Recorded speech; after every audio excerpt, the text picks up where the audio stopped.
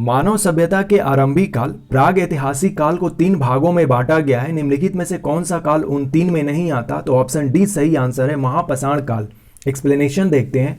मानव सभ्यता के आरंभिक काल अर्थात प्राग ऐतिहासिक काल को 3 भागों पुरापाषाण, मध्यपाषाण और नवपाषाण में बांटा गया है।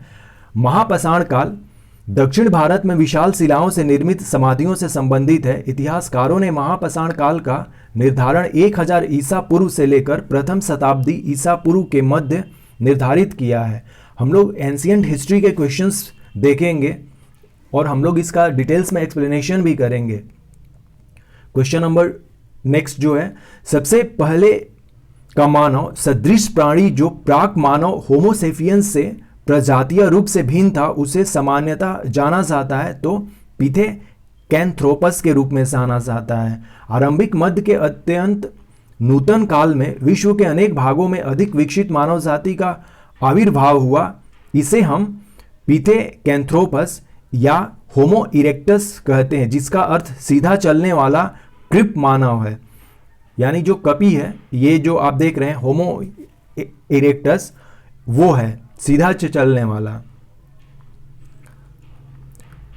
नेक्स्ट क्वेश्चन हम लोग देखेंगे, भीमबेटका किसके लिए प्रसिद्ध है? तो भीमबेटका गुफाओं के शैल चित्र के लिए प्रसिद्ध है। ऑप्शन ए सही आंसर होगा। और भीमबेटका जो है भोपाल मध्य प्रदेश में है और यूनेस्को वर्ल्ड हेरिटेज साइट भी है अपना इंडिया का। किस स्थल से मानव कंकाल के साथ कुत्ते का कंकाल भी प्राप्त हुआ है? तो बुर्ज होम। बुर्ज होम एक नवपाषाणिक स्थल है जो कश्मीर घाटी में श्रीनगर से 6 मील उत्तर पूर्व में स्थित है। इस स्थल से मानव कंकाल के साथ कुत्ते के कंकाल के साक्ष्य भी प्राप्त हुए हैं। स्थानीय भाषा में बुर्ज होम को प्लेस ऑफ बिर्च कहा जाता है। डी टेरा एवं पीटरसन द्वारा सन 1935 में इसकी खोज की गई। गर्तावास यानी कि गड्ढों वाले छप्पर इस स्थल की प्रमुख विशेषता है। यहाँ के लोग कृषि से परिचित थे। क्वेश्चन नंबर 7 जो नेक्स्ट क्वेश्चन है अपना, इसमें सीरियली नहीं किया गया है, जो इंपॉर्टेंट क्वेश्चन है उसको इसमें कंसिडर किया गया है। नौदा टोली का उत्खनन किसने किया था? HD संकालिया ने। ऑप्शन सी करेक्ट आंसर है। नौदा टोली इंदौर से दक्षिण की ओर 60 मील की दूरी पर स्थित मालवा संस्कृति से संबंधित ताम्र पाषाणिक स्थल है। इसका उत्खनन दक्कन कॉलेज के शोधकर्ता HD संकालिया द्वारा किया गया था। यहाँ से मुख्य फसलें गेहूं, अलसी, मसूर के साक्ष्य प्राप्त हुए हैं तथा यहाँ के निवासी आयताकार या वर्गाकार झोपड़ियों में रहते थे। नेक्स्ट क्वेश्चन, किसे चालकोलिथिक युग भी कहा जाता है? तो ऑप्शन सी ताम्रपाषाण युग को चालकोलिथिक युग कहा जाता है। ताम्रपाषाण युग का या तांबा युग नवपाषाण युग के बाद प्रारंभ होता है। ताम्रपाषाण युग के लोग अधिकांशतः पत्थर और तांबे के उपकरण का प्रयोग करते थे। इसे चालकोलिथिक युग भी कहा जाता है। इस काल की प्रमुख संस्कृति मालवा संस्कृति, जोरवे संस्कृति इत्यादि है। गौरिक मृदभांड पात्र यानी कि OCP का नामकरण हुआ था हस्तिनापुर में। गौरिक मृदभांड संस्कृति OCP 2000 ईसा पूर्व से 1500 ईसा पूर्व का नामकरण हस्तिनापुर और अंतरजी खेड़ा से हुआ है। हरियाणा और राजस्थान की सीमा पर अवस्थित जोधपुर में गौरिक मृदभांड का सबसे मोटा जमाव देखा गया है। यहाँ से काले व लाल मृदभांड का प्रयोग करने वाले लोगों की बस्तियों के अस्तित्व का पता चलता है। नेक्स्ट क्वेश्चन, उस स्थल का नाम बताइए जो वर्तमान में बलूचिस्तान में है। मेहरगढ़।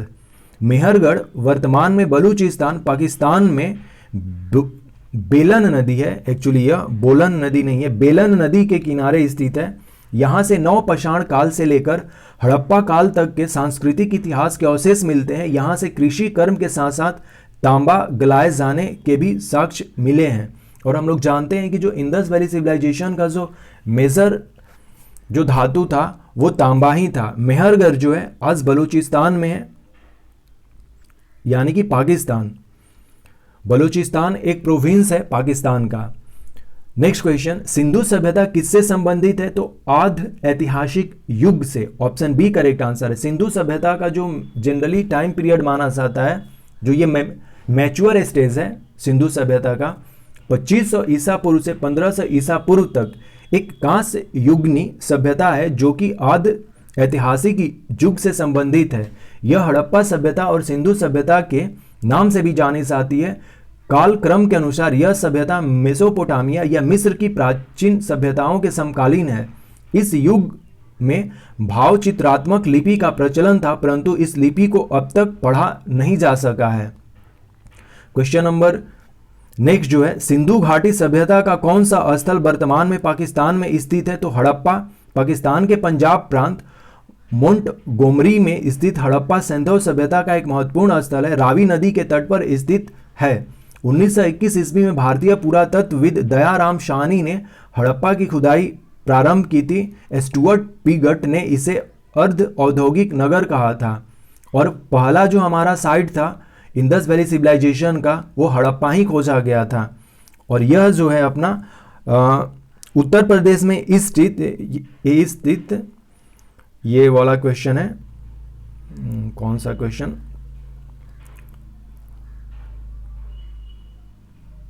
अच्छा, उस क्वेश्चन को देखेंगे। हाँ, रंगपुर नहीं, रंगपुर तो गुजरात में है। अच्छा, देख लेंगे उस क्वेश्चन को। नेक्स्ट जो क्वेश्चन है हमारा, मोहनजोदड़ो में सबसे बड़ी इमारत कौन सी थी?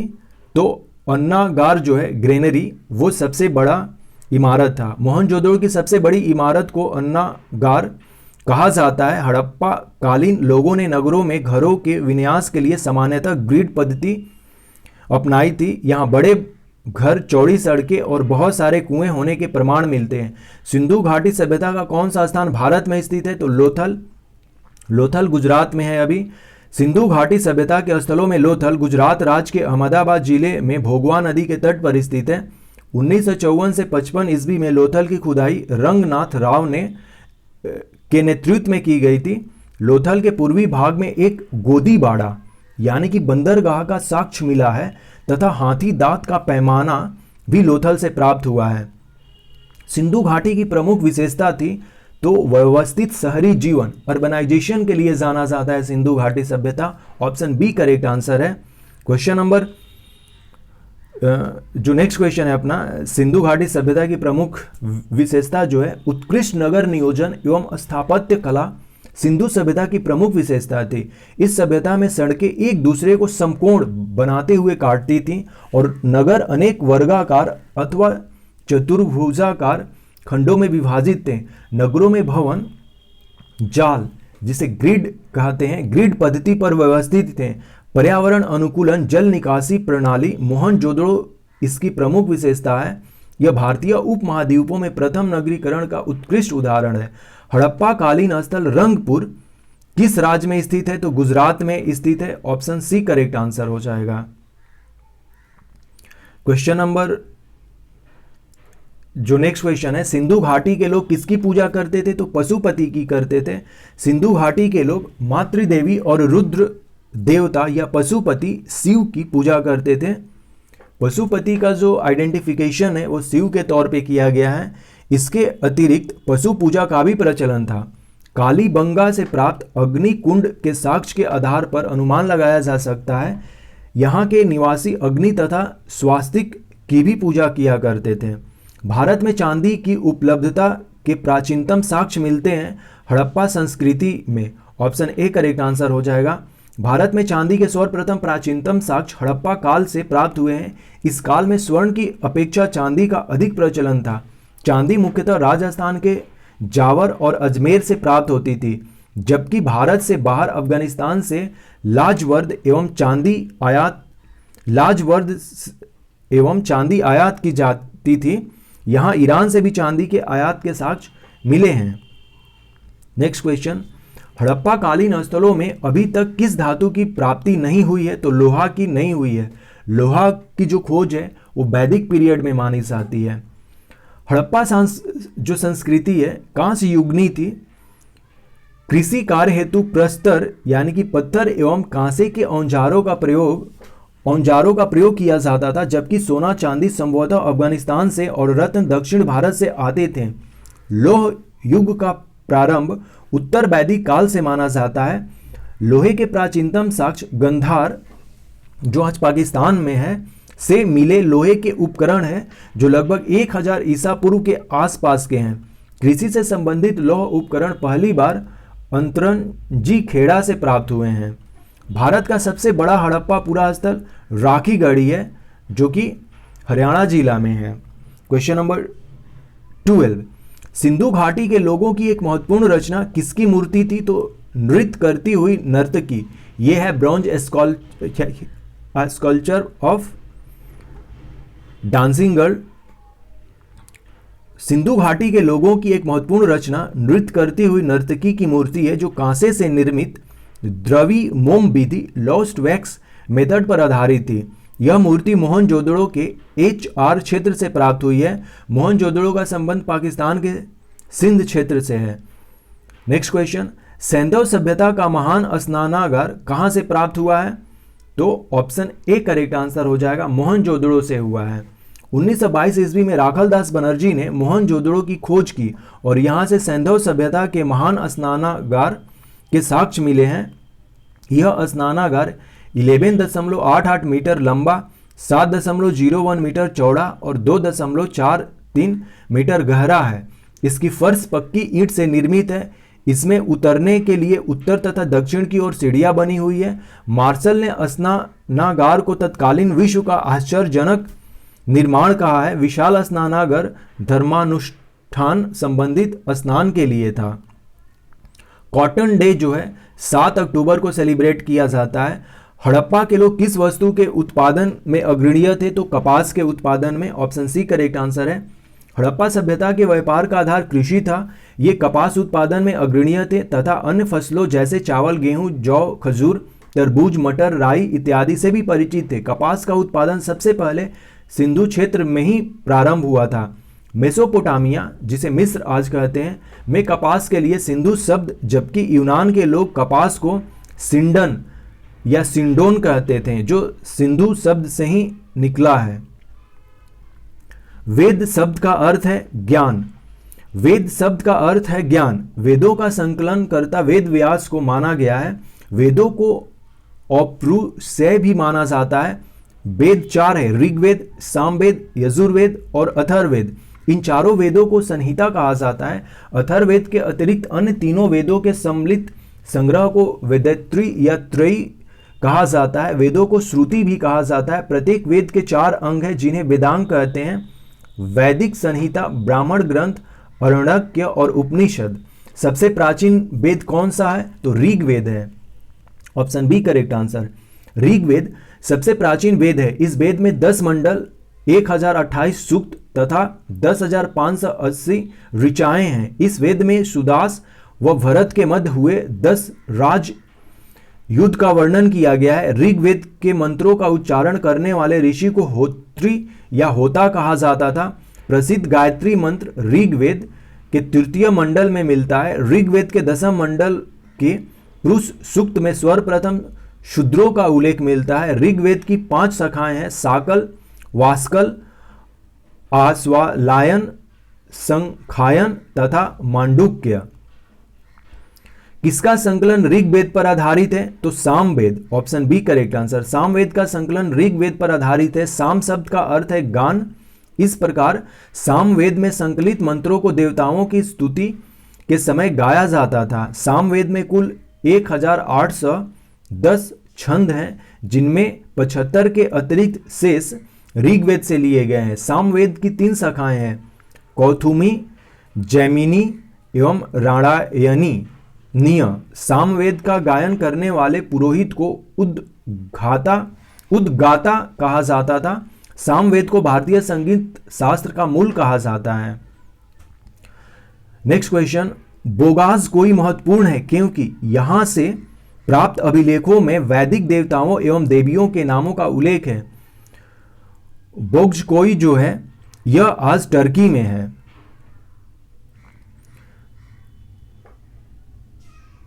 सर्वाधिक प्राचीन अभिलेख मध्य एशिया के बोग्जकोई नामक स्थान से प्राप्त हुआ। यह लगभग 1400 ईसा पूर्व का अभिलेख है।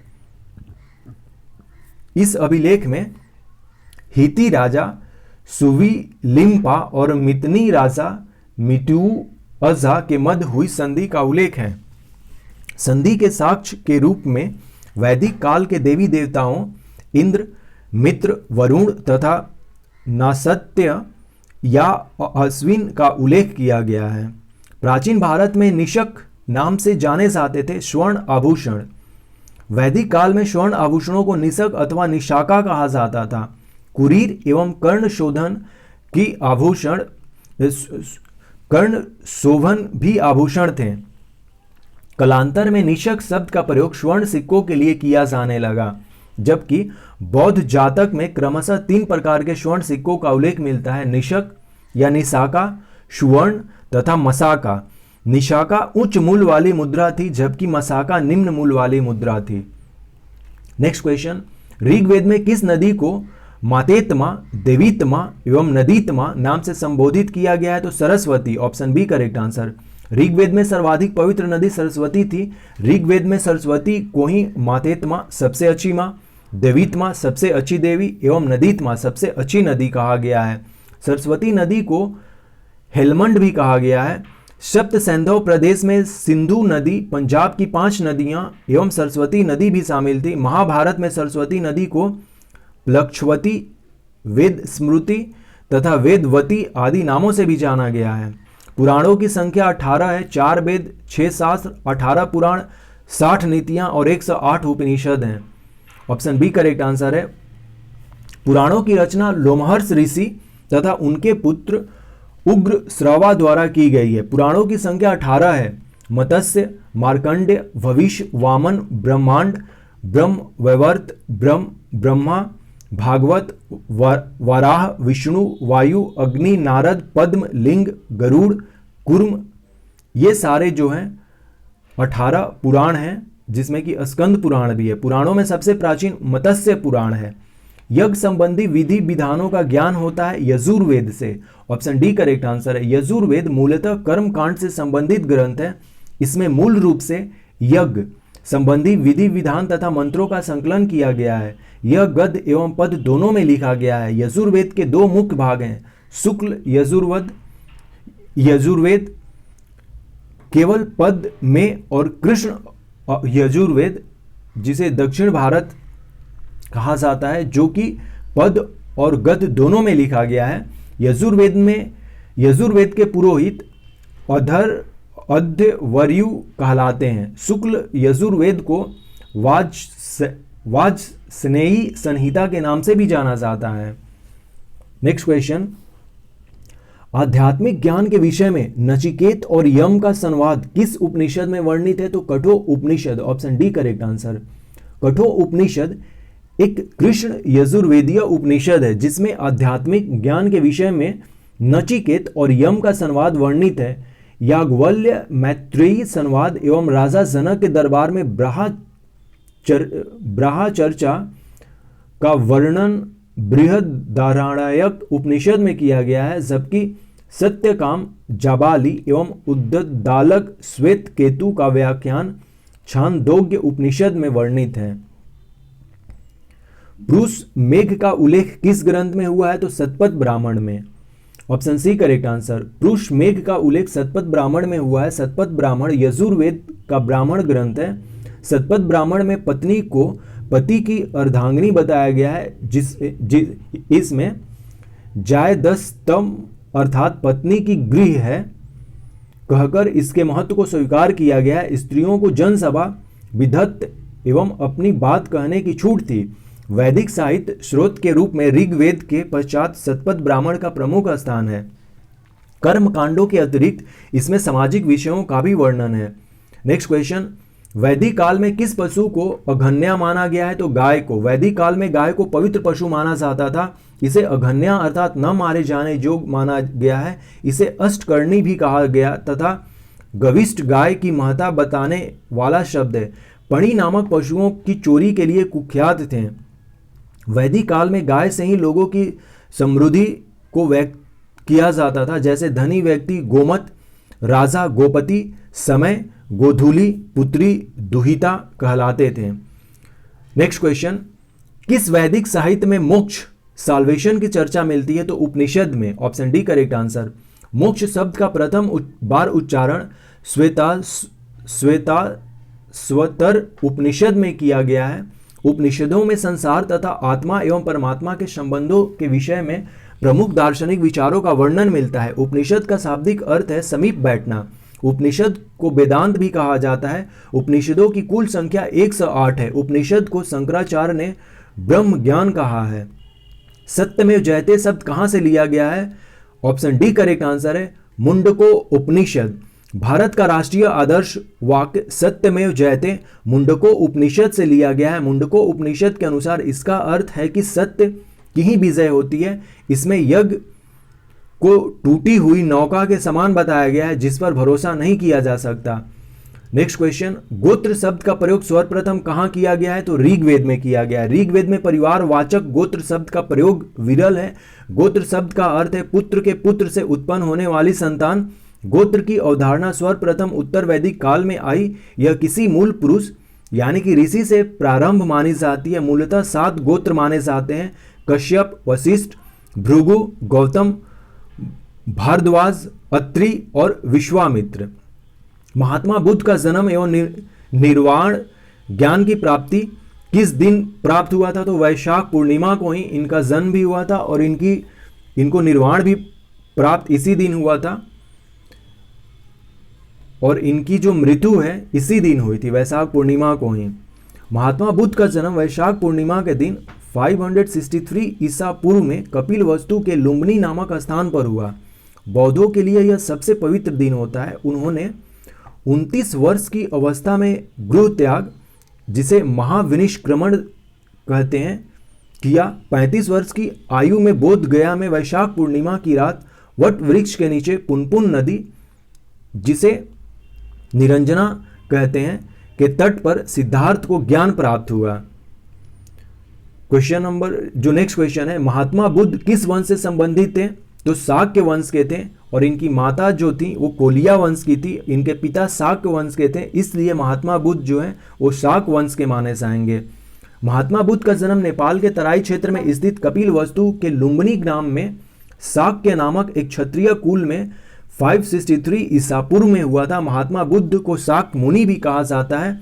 इनके पिता शुद्धोधन कपिलवस्तु के शाक्य गण के मुखिया थे। गौतम बुद्ध द्वारा अपने धर्म में दीक्षित किया जाने वाला अंतिम व्यक्ति कौन था? शुभद। ऑप्शन डी करेक्ट आंसर है। महात्मा बुद्ध अपने जीवन के अंतिम दिनों में धर्म प्रचार करने के लिए हिरण्यवती नदी के तट पर स्थित कुशीनगर मल्ल गणराज की राजधानी में अपने शिष्य चुंद के यहाँ पहुंचे। यहाँ सुकर मादद्व यानी कि सुअर का मांस खाने के कारण 483 ईसा पूर्व में 80 वर्ष की आयु में इनकी मृत्यु हो गई। बौद्ध ग्रंथों में इसे महापरिनिर्वाण कहा जाता है। मृत्यु के पूर्व कुशीनारा के परिवारजक सुबद को उन्होंने अपना अंतिम उपदेश दिया। बुद्ध ने अपना प्रथम उपदेश सारनाथ ऋषि पतन में दिया, जिसे बौद्ध ग्रंथ में धर्म चक्र परिवर्तन कहा गया है। बुद्ध ने अंतिम वर्षा काल वैशाली में बिताया था। अष्टांग मार्ग की संकल्पना अंग है, तो यह धर्म चक्र परिवर्तन की विषय वस्तु की या का। गौतम बुद्ध ने दुख की निवृत्ति के लिए अष्टांगिक मार्ग का उपाय बताया। इसके 8 तत्व समयक दृष्टि, समयक संकल्प, समयक वाक, समयक कर्मात, समयक आजीव, समयक व्यायाम, समयक स्मृति एवं समयक समाधि। अष्टांगिक मार्ग धर्म चक्र परिवर्तन की विषय वस्तु का अंग है। अष्टांगिक मार्ग को भिक्षुओं का कल्याण मित्र कहा गया है। त्रिपिटक क्या है? बौद्ध साहित्य है। बौद्ध साहित्यों में महात्मा बुद्ध के ज्ञान प्राप्त करने के समय से लेकर महापरिनिर्वाण तक के प्रवचनों को संग्रहित किया गया है। इन्हीं को त्रिपिटक कहते हैं। इन्हें 3 भागों में बांटा गया है, विनय पिटक, अभिधम्म पिटक व सूत पिटक।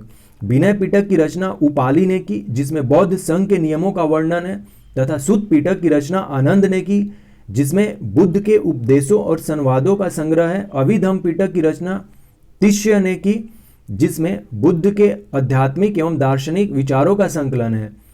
अलार कालाम कौन थे? बुद्ध के गुरु थे। अलार कलाम सांख्य दर्शन के आचार्य एवं प्रसिद्ध साधक थे। महाविनिष्क्रमण गृह त्याग के पश्चात ज्ञान की खोज में बुद्ध ने अलार कलाम से दीक्षा शून्यवाद का ज्ञान प्राप्त की, अतः उन्हें बुद्ध का गुरु भी कहा जाता है। बुद्ध के अन्य गुरु उदक रामपुत भी माने जाते हैं। निम्नलिखित में से किसे एशिया का ज्योतिपुंज लाइट ऑफ एशिया कहा जाता है? तो गौतम बुद्ध को कहा जाता है। गौतम बुद्ध को एशिया का ज्योतिपुंज कहा जाता है। गौतम बुद्ध के जीवन पर एडविन अर्नाल्ड ने लाइट ऑफ एशिया नामक काव्य पुस्तक की रचना की थी। इन्होंने इस पुस्तक को लिखने के लिए बौद्ध ग्रंथ ललित विस्तार की सहायता ली। ये है वो बुक एडविन अर्नाल्ड की, the light of Asia. Buddha की मृत्यु के पश्चात प्रथम बौद्ध संगति के अध्यक्षता किसने की थी? तो महाकश्यप ने की थी। Option A correct answer. Buddha की मृत्यु के पश्चात प्रथम बौद्ध संगति 483 ईसा पूर्व में आयोजित किया गया था राजगृह की सप्तकर्णी गुफा में, तथा बुद्ध के उपदेशों को दो पिटकों सुत पिटक और विनय पिटक में संकलित किया गया था। यह संगति अजात शत्रु जो कि हर्यंक वंश के थे शासन काल में आयोजित की गई थी एवं इसकी अध्यक्षता महाकश्यप ने की। इसमें बुद्ध के शिष्य आनंद और उपाली भी उपस्थित थे। बुद्ध की मृत्यु को बौद्ध ग्रंथ में महापरिनिर्वाण की संज्ञा दी गई है। नालंदा विश्वविद्यालय की स्थापना कुमार गुप्त ने की थी, इसलिए यहाँ पर गुप्त वंश हो जाएगा, गुप्त शासन में हुआ था। नालंदा विश्वविद्यालय प्राचीन भारत में उच्च शिक्षा का सर्वाधिक महत्वपूर्ण केंद्र व बौद्ध पीठ था। यह दक्षिण बिहार में राजगीर के निकट स्थित है। इसकी स्थापना का श्रेय गुप्त शासक कुमार गुप्त प्रथम जो कि 450 से 470 ईस्वी में राजा था को प्राप्त है। तुर्क मुस्लिम शासक बख्तियार खिलजी ने 1199 ईस्वी में इसे पूर्णतः नष्ट कर दिया था। शून्यता के सिद्धांत का सर्वप्रथम प्रतिपादन करने वाले बौद्ध दार्शनिक का नाम नागार्जुन है। Option A correct answer. Jain धर्म का आधारभूत नैतिक मूल क्या है? अहिंसा। अहिंसा जैन धर्म का आधारभूत नैतिक मूल है। जैन धर्म में अहिंसा, सत्य, असत्य, ब्रह्मचर्य एवं अपरिग्रह नामक 5 महाव्रतों की व्यवस्था की गई है। अहिंसा जिसमें कि जीव की हिंसा या हत्या न करना, सत्य सदा सत्य बोलना, अपरिग्रह यानी कि संपत्ति अर्जित न करना, असत्य चोरी न करना और ब्रह्मचर्य इंद्रियों को वश में करना। जैन धर्म में पूर्ण ज्ञान के लिए किस शब्द का उल्लेख किया गया है? तो कैवल्य। जैन धर्म में पूर्ण ज्ञान के लिए कैवल्य यानी कि मोक्ष की प्राप्ति शब्द का प्रयोग किया गया है। जैन धर्म के 24वें तीर्थंकर महावीर स्वामी को 12 वर्ष की कठोर तपस्या के बाद जृंबिक ग्राम में ऋजुपालिका नदी के किनारे साल वृक्ष के नीचे कैवल्य यानी कि पूर्ण ज्ञान प्राप्त हुआ था। फलतः ज्ञान प्राप्ति के पश्चात महावीर केवलिन कहलाए। उन्हें जिन यानी कि विजेता, अरहंत यानी कि पूज्य तथा निर्ग्रंथ बंधन रहित भी कहा जाता है। जो अरहंत पब्लिकेशन है ना, वो कोई जैन जो लोग हैं वही उसको पब्लिश करते हैं, इसीलिए उन्होंने इसका नाम रख लिया अरहंत पब्लिकेशन। और इनको जो ऋजुपालिका नदी है यह हजारीबाग जिला में है, आज यानी कि झारखंड में ये पड़ता है। इनको ज्ञान प्राप्त हुई थी। और महात्मा बुद्ध को बोध गया में ज्ञान प्राप्त हुई थी। महावीर स्वामी का जन्म किस कुल में हुआ था? तो ज्ञात्रिक कुल में हुआ था। महावीर का जन्म वैशाली के निकट कुंड ग्राम में ज्ञात्रिक कुल के राजा सिद्धार्थ के यहाँ 540 ईसा पूर्व में हुआ था। महावीर स्वामी के बचपन का नाम वर्धमान था। इनकी पत्नी का नाम यशोदा था। इनके पिता सिद्धार्थ कुंड ग्राम के क्षत्रिय कुल के प्रधान व माता त्रिशिला लक्ष्मी नरेश चेटक की बहन थी। महावीर ने अपना उपदेश प्राकृत भाषा में दिया। महावीर के प्रथम अनुयायी उनके दामाद जमाली ही बने। नेक्स्ट क्वेश्चन, निम्न में से किस बौद्ध ग्रंथ में 16 महाजनपदों का उल्लेख है? अंगुतर निकाय। Option A correct answer. बौद्ध ग्रंथ अंगुतर निकाय, महावस्तु एवं जैन ग्रंथ भगवती सूत्र में 16 महाजनपदों का उल्लेख मिलता है। 16 महाजनपदों में मगध सर्वाधिक शक्तिशाली था, जबकि अस्मक ही एक मात्र ऐसा जनपद था जो दक्षिण भारत में गोदावरी नदी के किनारे स्थित था। इन 16 महाजनपदों में वज्जी एवं मल्ल में गणतंत्रात्मक व्यवस्था थी, जबकि शेष में राजतंत्रात्मक व्यवस्था थी। प्रथम मगध साम्राज्य का उत्कर्ष किस शताब्दी में हुआ? तो ईसा पूर्व 6ठी शताब्दी। प्रथम मगध साम्राज्य का उत्कर्ष ईसा पूर्व 6ठी शताब्दी में हुआ था। हर्यंक वंश के शासक बिंबिसार लगभग 544 से 492 ईसा पूर्व ने ब्रह्मदत्त को पराजित कर मगध साम्राज्य की स्थापना की, अतः उसे ही मगध साम्राज्य का वास्तविक संस्थापक माना जाता है। इसकी प्राचीन राजधानी राजगृह या ग्रीबराज है, यह ग्रीबराज थी। कालांतर में यह राजधानी पाटलिपुत्रा में स्थानांतरित हुई। इसने अवंती के राजा चंड प्रद्योत के पांडु रोग यानी कि पीलिया रोग के उपचार के लिए अपने राजवैद्य जीवक को उज्जैन भेजा था। महाभारत के अनुसार उत्तरी पांचाल की राजधानी स्थित थी अहिच्छत्र में। अहिच्छत्र वर्तमान बरेली उत्तरी पांचाल की राजधानी तथा कांपिल्य फर्रुखाबाद दक्षिणी पंचाल की राजधानी थी। कन्नौज का प्रसिद्ध नगर उन दिनों पंचाल प्रदेश में ही स्थित था। आधुनिक पश्चिमी उत्तर प्रदेश इसी जनपद के अंतर्गत आता था। इन दोनों राज्यों को गंगा नदी अलग करती थी। मगध के किस प्रारंभिक शासक ने राज्यारोहण के लिए अपने पिता की हत्या की एवं स्वयं इसी कारणवश अपने पुत्र द्वारा मारा गया? तो अजातशत्रु। अजातशत्रु ने बिंबिसार को मारा और अजातशत्रु को उसका पुत्र उदयन ने मारा। विश्व का पहला गणतंत्र वैशाली में किसके द्वारा स्थापित किया गया था? तो लिच्छवियों के द्वारा किया गया था। ऑप्शन डी करेक्ट आंसर है। वैशाली जो कि आज बिहार में है, लिच्छवियों ने विश्व का पहला गणतंत्र रिपब्लिक स्थापित किया था। लिच्छवी वज्जी संघ में प्रमुख थे। वैशाली का संबंध उत्तरी बिहार से है जो कि वज्जी की राजधानी है। यहाँ का राजा चेटक था। महावीर की माता त्रिशला चेटक की बहन थी। चेटक ने अपनी पुत्री चिल्लना का विवाह मगध नरेश बिंबिसार के साथ किया था। वज्जी संघ 8 गणतंत्रों का समूह था। बुद्ध के समय 10 गणतंत्र राज थे जिसमें से 8 वज्जी संघ के अंतर्गत शामिल थे। प्राचीन श्रावस्ती का नगर विन्यास किस आकृति का है? तो अर्धचंद्राकार। Option B correct answer. Kaushal महाजनपद की राजधानी श्रावस्ती का नगर विन्यास उत्खनन के आधार पर अर्धचंद्राकार प्राप्त हुआ है। कनिंघम द्वारा सन 1861 में उत्तर प्रदेश में स्थित सहेत महेत उत्तर प्रदेश के गोंडा और बहराइच जिले की सीमा पर स्थित है की पहचान श्रावस्ती के रूप में की गई। नेक्स्ट क्वेश्चन, मालवा क्षेत्र पर मगध की सत्ता का विस्तार निम्न में से किसके शासनकाल में हुआ? तो Shishunaga. Option D correct answer. पुराणों के अनुसार मगध नरेश शिशुनाग ने अवंती नरेश चंड प्रद्योत को पराजित कर अवंती मालवा को मगध साम्राज्य में मिला लिया। शिशुनाग ने वैशाली को दूसरी राजधानी बनाया। शिशुनाग ने मृत्यु के पश्चात उसका पुत्र काल अशोक गद्दी पर बैठा। मगध का सम्राट जो अप्रो पर सुराम के नाम से जाना जाता है महापद्मनंद। नंद वंश के संस्थापक महापद्मनंद को पुराणों में अपरोपरशुराम यानी कि परशुराम का द्वितीय अवतार और सर्वक्षत्रातक यानी कि क्षत्रियों का नाश करने वाला कहा जाता है, जबकि महाबोधि वंश उसे उग्रसेन कहता है। मगध पर शिशुनाग वंश के पश्चात नंद वंश का वर्चस्व स्थापित हुआ। ये मगध के सबसे शक्तिशाली शासक सिद्ध हुए। अनुलंघित शासक एवं एकराट उसकी अन्य उपाधियां थी। खारवेल के हाथी गुम्फा अभिलेख में उसकी कलिंग विजय का वर्णन मिलता है।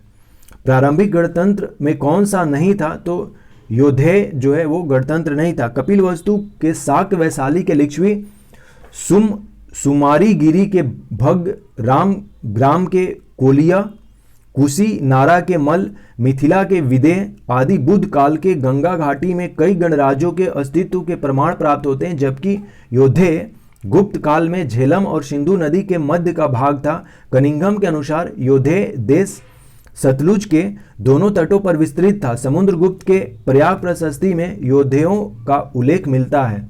मगध की राजधानी कौन सी थी? तो ग्रीवराज। पुराणों के अनुसार बृहद्रथ वंश मगध पर शासन करने वाला पहला राजवंश था। इस वंश के प्रथम शासक बृहद्रथ का पुत्र जरासंध था, जिसने ग्रीवराज को अपनी राजधानी बनाया। उदयन ने राजगृह से राजधानी पाटलिपुत्रा स्थानांतरित की। शिशुनाग ने वैशाली को दूसरी राजधानी बनाया। पुनः काल अशोक ने अपनी राजधानी को पाटलिपुत्रा स्थानांतरित कर दिया। चेदी वंश का राजा खारवेल किस क्षेत्र से संबंधित है? तो Kalinga. Option B correct answer. Chedi या चेती वंश का प्रसिद्ध शासक खारवेल कलिंग से संबंधित था, जो इस वंश का तृतीय शासक एवं जैन धर्म का अनुयायी था। खारवेल के विषय में हाथी गुम्फा, खंडगिरी या उदयगिरी की गुफाओं से साक्ष्य मिलते हैं। महामेघ वाहन कलिंग के छेदी राजवंश का संस्थापक था। इस कारण इसे महामेघवाहन वंश भी कहा जाता है। इसकी राजधानी सुक्तिमती या सोथिवती थी। शिशुनाग वंश का वह शासक जिसके शासनकाल में वैशाली में द्वितीय बौद्ध संगति का आयोजन किया गया था, तो Kala Ashoka, option C correct answer. Shishunaga वंश का शासक काला अशोक था, जिसके शासनकाल में वैशाली में द्वितीय बौद्ध संगति का आयोजन हुआ था। इसी संगति में 383 ईसा पूर्व में बौद्ध संघ अस्तवीर एवं महासंघिक दो भागों में बट गया। अस्तवीर एवं महासंघिक दो भागों में बट गया था। काला अशोक को काक वर्ण के नाम से भी जाना जाता है। इसने वैशाली के स्थान पर पुनः पाटलिपुत्रा को अपनी राजधानी बनाया। गोदावरी नदी के तट पर स्थित महाजनपद अस्मक था। Option C correct answer. 16 महाजनपदों में अस्मक या अससक, जो दक्षिण भारत के नर्मदा तथा गोदावरी नदियों के मध्य स्थित था, जिसकी राजधानी पैठन या पोतन अथवा पोटली प्राचीन नाम प्रतिष्ठान थी। पोतन व पोटली का संबंध आंध्र प्रदेश से है। अस्मक एवं राजतंत्रात्मक राज था, जिसकी स्थापना एक इक्ष्वाकुवंशीय शासक ने की थी। भारत का कौन सा क्षेत्र प्राचीन काल में अवंतिका के नाम से जाना जाता था, तो Malwa, option D correct answer. 16 महाजनपदों का वर्णन बौद्ध तथा जैन धर्म में मिलता है। मालवा महाजनपद वर्तमान मध्य प्रदेश प्राचीन काल में अवंतिका के नाम से जाना जाता था। यह राज्य दो भागों में विभक्त था। उत्तरी अवंती की राजधानी उज्जैनी तथा दक्षिणी अवंती की राजधानी माहिष्मती थी। बौद्ध ग्रंथ महावज्ञ जातक के अनुसार अवंती में चंड प्रदोत वंश का शासन था। प्रसिद्ध नैमिषारण्य तीर्थ किस जिले में स्थित है, तो सीतापुर में है। प्रथम भारतीय साम्राज्य किसने स्थापित किया था, तो चंद्रगुप्त मौर्य ने। चंद्रगुप्त मौर्य भारत का प्रथम ऐतिहासिक सम्राट था। चंद्रगुप्त मौर्य का जन्म 340 ईसा पूर्व में पाटलिपुत्र में हुआ था। चंद्रगुप्त मौर्य ने लगभग 322 ईसा पूर्व में अपने गुरु विष्णु गुप्त अथवा चाणक्य की सहायता से मगध साम्राज्य के अंतिम शासक घनानंद को पराजित कर मौर्य साम्राज्य की स्थापना की तथा इसकी राजधानी पाटलिपुत्रा बनाई। इसने मगध पर 24 वर्षों तक शासन किया एवं भारत को सर्वप्रथम राजनीतिक रूप से एकबद्ध किया। बौद्ध एवं जैन ग्रंथों में उसे मौर्य क्षत्रिय कहा गया है। सेंड्रोकोटस की चंद्रगुप्त मौर्य के रूप में पहचान किसने की थी, तो विलियम जोन्स ने की थी। सर्वप्रथम सर विलियम जोन्स ने सेंड्रोकोटस की पहचान चंद्रगुप्त मौर्य से की थी। ग्रीक और लैटिन लेखों में चंद्रगुप्त को क्रमशः सेंड्रोकोटस एवं एंड्रोकोटस, ग्रीक में सेंड्रोकोटस और लैटिन में एंड्रोकोटस के नाम से जाना जाता है चंद्रगुप्त को, जबकि रुद्रदामन के जूनागढ़ अभिलेख में इन्हें चंद्रगुप्त के नाम से संबोधित किया गया है। चंद्रगुप्त मौर्य के पश्चात सिंहासन पर कौन बैठा था, तो Bindusara, option C correct answer. Chandragupta Maurya ने जैन मुनि भद्रबाहु से जैन धर्म की दीक्षा ली और श्रवणबेलागोला मैसूर यानी कि आज कर्नाटका में श्रवणबेलगोला चला गया, जहां 298 ईसा पूर्व में उपवास पद्धति द्वारा अपने शरीर को त्याग दिया। इसे जैन धर्म में संलेखना या संथारा कहा जाता है। चंद्रगुप्त मौर्य की मृत्यु के पश्चात उसका पुत्र बिंदुसार 298 ईसा पूर्व से 273 ईसा पूर्व सम्राट बना।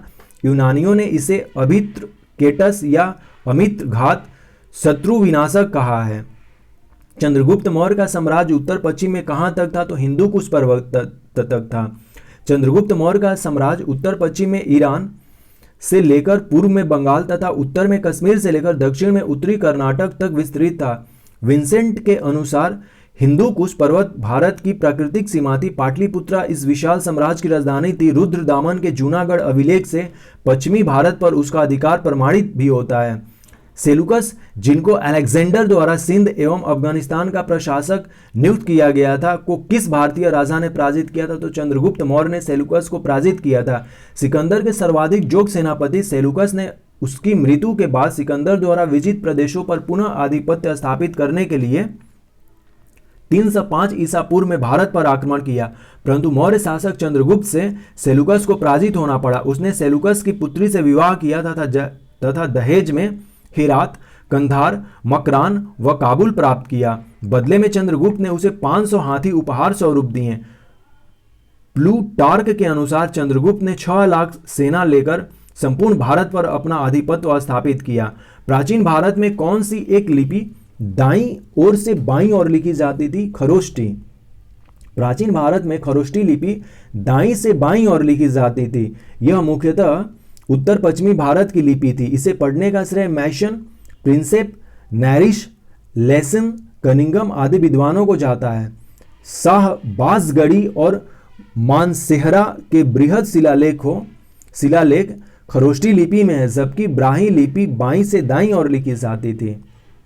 चंद्रगुप्त मौर्य के दरबार में भेजा गया यूनानी राजदूत मेगास्थनीज था। चंद्रगुप्त मौर्य के दरबार में यूनानी शासक सेलुकस निकेटर ने मेगास्थनीज नामक राजदूत भेजा था। चंद्रगुप्त ने पश्चिमोत्तर भारत में तत्कालीन यूनानी शासक सेलुकस निकेटर, जो सिकंदर का सेनापति था, 305 ईसा पूर्व में पराजित कर दिया। मेगास्थनीज ने इंडिका नामक पुस्तक में मौर्यकालीन सामाजिक, आर्थिक एवं राजनीतिक व्यवस्था का विस्तृत विवरण दिया, जबकि पाटलिपुत्र को समानांतर चतुर्भुज कहकर पाली ब्रोथा के नाम से संबोधित किया तथा नगर के पदाधिकारियों को एस्टिनोमोई कहा। बिंदुसार ने अशोक को किस विद्रोह को समाप्त करने के लिए भेजा था? तो तक्षशिला। बौद्ध धर्म ग्रंथ दिव्यावदान से ज्ञात होता है कि बिंदुसार, जो कि शासन करता है 298 से 278 ईसा पूर्व के समय में, तक्षशिला में 2 विद्रोह हुए थे। इन विद्रोहों का दमन करने के लिए बिंदुसार ने एक बार अशोक को तथा एक बार सुसीम को भेजा था। तारानाथ के अनुसार नेपाल के विद्रोह को भी अशोक द्वारा ही समाप्त किया गया था। वायु पुराण में अशोक को भद्रसार, जबकि जैन ग्रंथों में उसे राजवलिकथे या सिंह सेन कहा गया है। सारनाथ स्तंभ का निर्माण किसने कराया? अशोक ने कराया।